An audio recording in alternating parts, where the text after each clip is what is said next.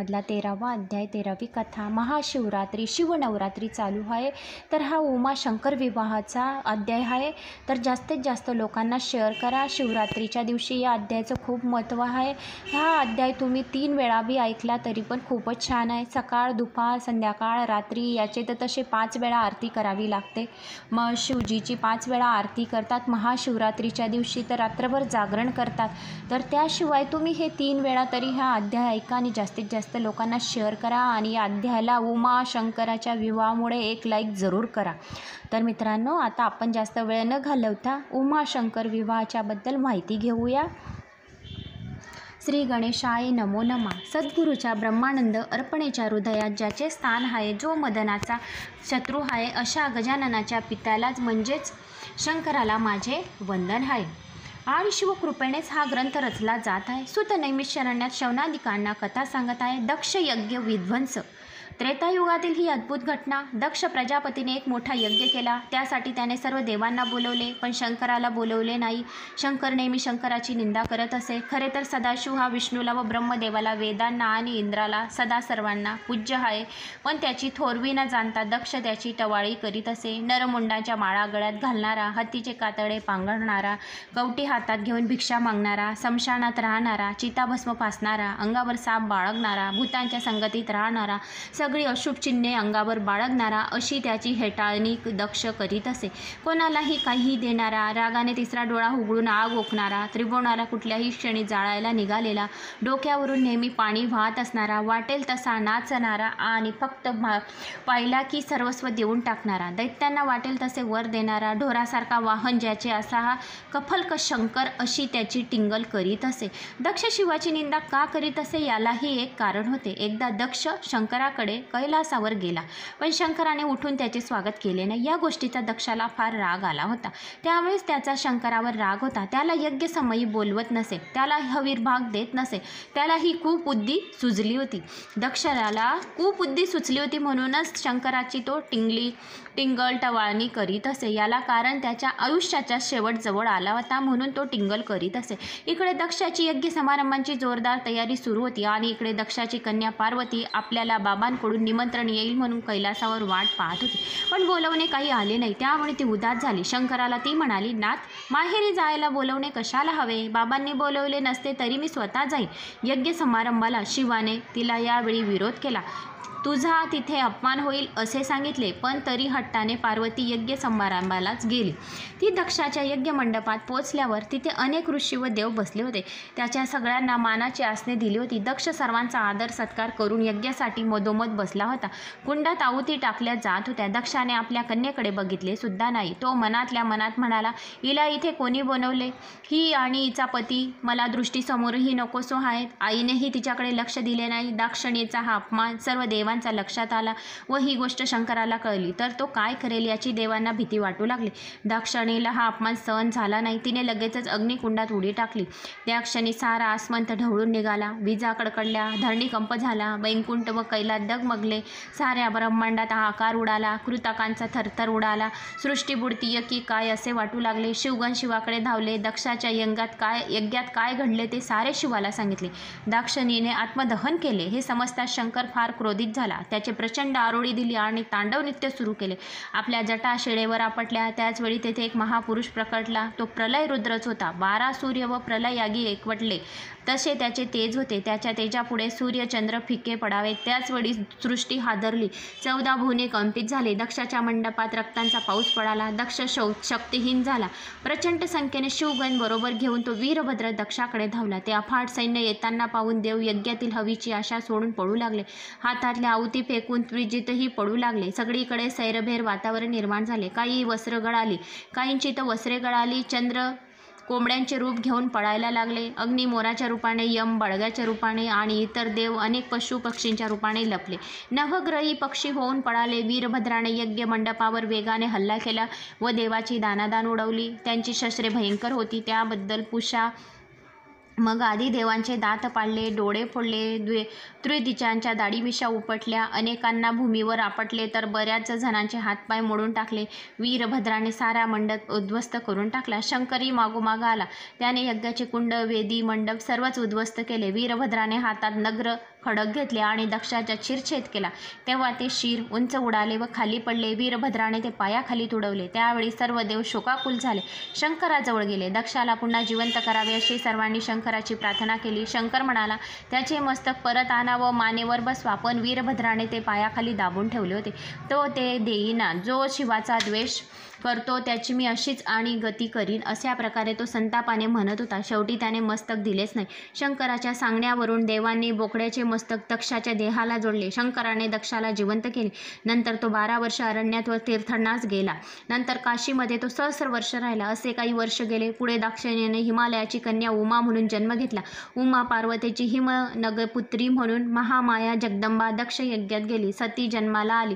ती शंकराचीच उपासना करू लागली. उमा फार सुंदर होती. विद्यार्थ्याला तिच्या इतकी सुंदर स्त्री पुन्हा उत्पन्न करता आली नाही. देव व विप्रही तिच्या सौंदर्याने मुग्ध होते. सहस्रमुखी असणाऱ्या शेषालाही तिचे वर्णन करण्यास मुखे कमी पडावीत. तिचे नेत्र मृगमणीच्या नेत्रापेक्षा सुंदर होते. अष्टनायिकाच्या लावण्य तिच्या ठाई एकवटल्या होत्या. चंद्राला लाजवेल असे तिचे मुख कमल होते. सिंह कटीसारखा होता. तिचा कटी प्रदेश कमनीय होता. ती सुकुमारी इंद्रनील मण्यांनी जणू ओतून निर्माण करावी अशी दिसत होती. तिच्या दातांचे तेज भूमीवर पडले की तेथे पाषाणाची रत्ने होत होती. ती आधी माया, तीच ओंकार रूपिणी, ती अनंत शक्तीची स्वामिनी होय. अशी सुंदर हिमालय कन्या शिवाची आराधना करीत होती. नंदीसह शंकर महिला तप करीत होता. हिमालय त्याच्या दर्शनास आला. त्याने शिवाची पूजा केली, त्याची पुष्कळ स्तुती केली. उमा ही त्यावेळी आली. तिने शंकराचे पूजन केले. ती शिवाची सेवा करण्यासाठी तेथेच राहिली. नंदीसह शंकराची ती सेवा करी. तिच्या अनेक सख्याही तिच्याबरोबर होत्या.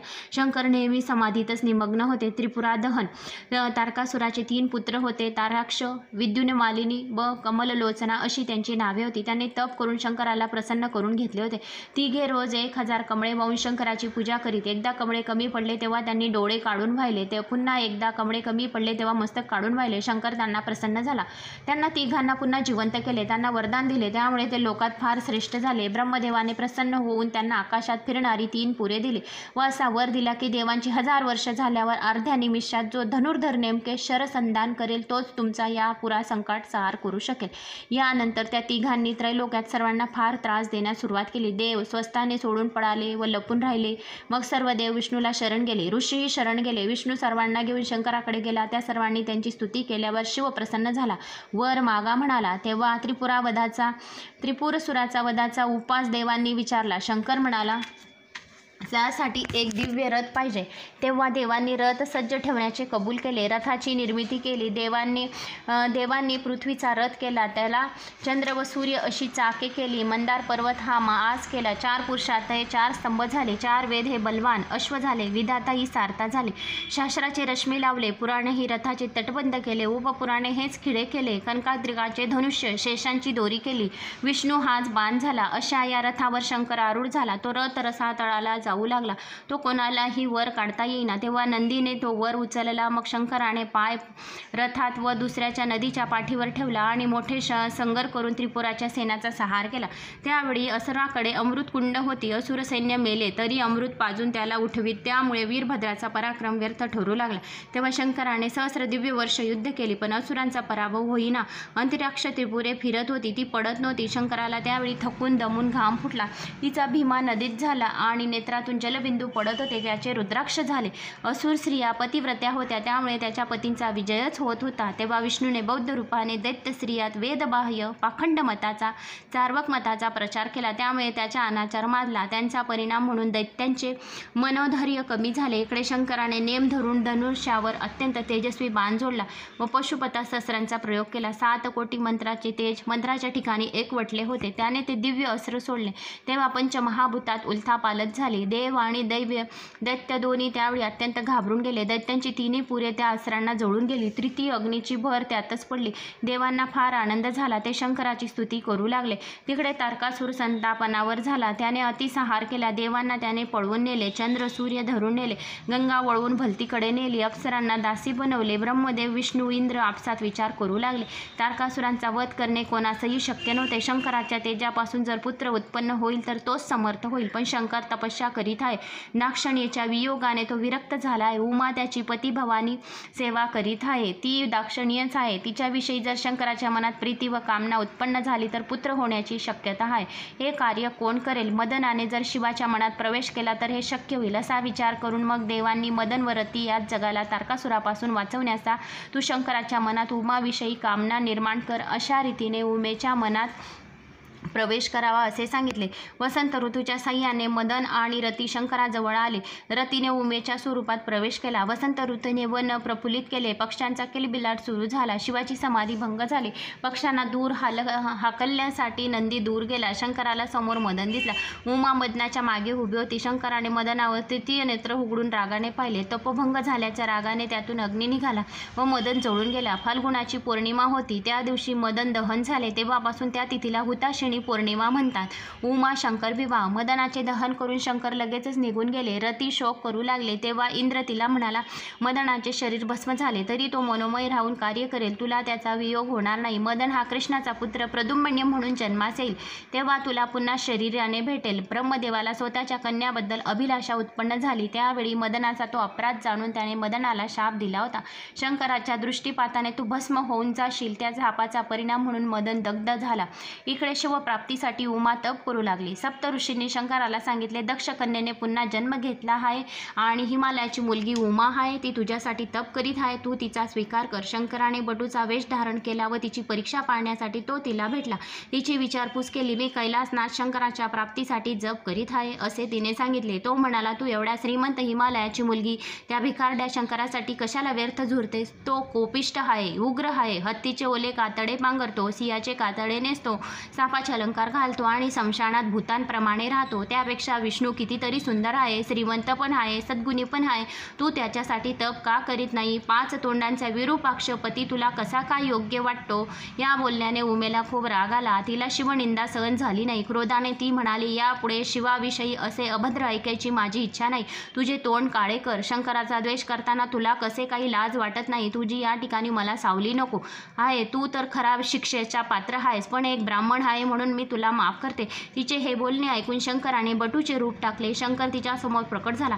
उमेला खूप आनंद झाला. तिने कैलासनाथाच्या चरणावर लोटांगण घातले. शंकर उमेवर प्रसन्न झाला व म्हणाला, मी तुझ्या भक्तीवर प्रसन्न झालाय. तुला काय हवे आहे ते सांग. उमा म्हणाली, कैलासनाथा, मला दुसरे तिसरे काही नको. मला फक्त तुमची अर्धांगिनी व्हायची आहे. आणि शंकर तथास्तु म्हणून असे म्हणून तेथून कैलासावर गेल्या. उमा आनंदाने हिमालयाकडे गेली. सप्तर्षी शिवाचा निरोप हिमालयाला सांगावयास केले. आपल्या कन्येचे तप सफल झाले आहे. शंकर उमेच्या पत्नी रूपात स्वीकारण्यास तयार आहे. हे कळताच हिमालयाला खूप आनंद झाला. अरुंधीने उमेला पाहिले व म्हटले, नागराज, तुमची कन्या त्या कर्पूर गौरव शंकराला अगदी शोभून दिसेल. सप्तऋषींनी चैत्रशुद्धी अष्टमी मनमत समंतर ही तिथी विवाह मुहूर्ताची निश्चित केली. नंतर सप्तऋषींनी सर्व देवांना ते वृत्त सांगितले. शिव आणि गौरी यांच्या लग्नाची, त्यांना होणाऱ्या पुत्राची व तारकासुराची वधाची उत्कंठा साऱ्या देवदेवतांना होतीच. नंदीला पाठवून शंकराने सर्व देवांना बोलावले. देवाचे समुदाय घेऊन इंद्र आला, लक्ष्मीसह विष्णू आला, सावित्रीसह ब्रह्मदेव आले, 88 सहस्र ऋषी आपल्या शिष्यांसह आले, सिद्ध आले, वसु, रुद्र, आदित्य, मरुद्गण, यक्ष, रक्षोगण, कुबेर, किन्नर, चारण, पितृगण, भोग सर्व आले. लोकपाल, नवग्रह, अष्टनायिका, गंधर्व आले. आपापल्या परिवारासह वाहनासह देवाचा मोठा मेळावा जमला. भूतगणांसह या सर्व देव आणि ऋषी यासह शंकर हिमालयाकडे आले. नागराजाने सर्वांचे आदराने पूजन केले. सगळ्यांचा मान सन्मान केला. त्याची राहण्याची योग्य बंदोबस्त केली आणि नवऱ्या मुलीकडचे लोक शंकराचे रूप पाहून आश्चर्य करीत होते. एक वृद्ध गुणरहित बैरागी पुरुषाला सर्व गुण संपन्न सुंदर उमा कशी काय द्यायला तयार झाले? हिमालय असेच सगळेजण म्हणत होते. हिमालयाच्या घरी एवढे वैभव होते की नवनिधी अष्टरिद्धी राबत होत्या. कुठेही काही कमी नव्हते. हिमालयाने देवक बसवले होते. नवऱ्याला लग्न मंडपात बोलवले. नवरा मिरवत आला. मधुरकारदी सर्व विधी आले. लग्न घटका जवळ आली. वधू उमा मंडपात आली. दोघांमध्ये अंतरपाठ धरला गेला. सूर्याने लग्न मुहूर्त पाहिला होता. बृहस्पतीने मंगलाष्टक म्हटली. लग्नी मोठ्या थाटामाटात पार पडली. मंगलवाद्य वाजू लागले. नवरा नवरीने सप्तती केली. याज्ञिक कृत्य संपूर्ण झाली. तोपर्यंत उमेचे प्रत्यक्ष दर्शन कोणासही झाले नाही. पण ब्रह्मदेवाला सहजच उमेचे पदनख दृष्टीस पडले.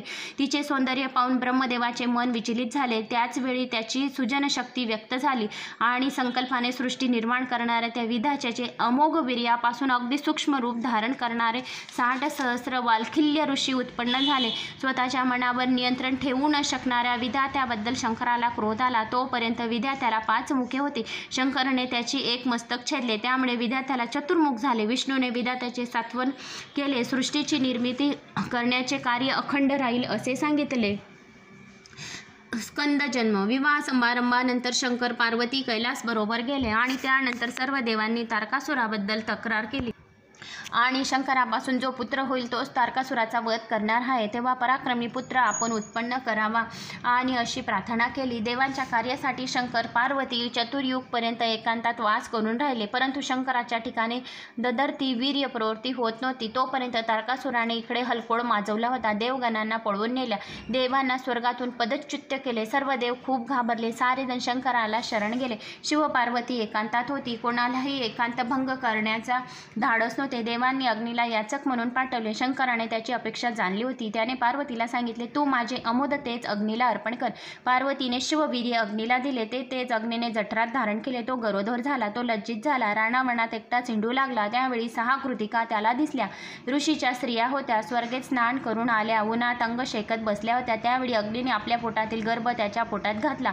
6 जणी गरोदर राहिल्या आणि त्यांना फार आश्चर्य वाटले. त्यांनी लज्जित होऊन आपापले गर्भ टाकले. त्यातून निघून गेल्या. त्यावेळी 6 गर्भ एकवटले व एक षडानन बालक जन्माला आले. त्याला 12 हात होते. कार्तिक महिन्यात कृतिका योगावर त्याचा जन्म झाला. मोर व त्याचे वाहन त्याच्या अंगी भस्म फासले होते. शंकराने हा आपलाच पुत्र आहे हे जाणून त्याला नेऊन उमेच्या स्वाधीन केले. तिने त्या बालकाचे 7 वर्षांपर्यंत लालन पालन केले. अग्नीने देवांना सांगितले, शिवाला पुत्र झाला आहे.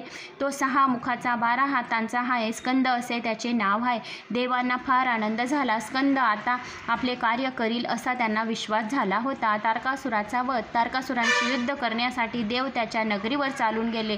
ब्रह्मात्तर अक्षयनी सैन्य तारकाजवळ होते. तो युद्धासाठी नगराबाहेर आला. इंद्र स्कंदाकडे गेला. त्याने देवांच्या सेनापती केले. दिव्य रथावर तो आरूढ झाला. युद्धात देवांचा पराभव होता. ते पळून कुमाराकडे आले. त्यांनी त्याची स्तुती करून तारकाचा वध करून जगकल्याणाची विनंती केली. तेव्हा स्कंदाने विशाल रूप धारण केले व 33 कोटी देवांना त्याबरोबर घेऊन तो तारकाशी युद्ध करू लागला. तारकासुराने नाना अस्त्रे शस्त्रे व शक्ती मारून देवांना सळो की पळो करून सोडले. कुमाराने व त्या सर्व शास्त्रांचा मारा परतला. असुर सेनाचे प्रचंड संहार केला. तारकाने एक भयंकर शक्तीने इंद्रावर फेकली.